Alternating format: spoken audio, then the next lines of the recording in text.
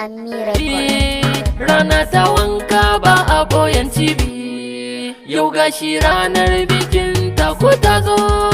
Amir da Mubaraka junan ku da soyayya, Malam Halifa karke Juwairiya.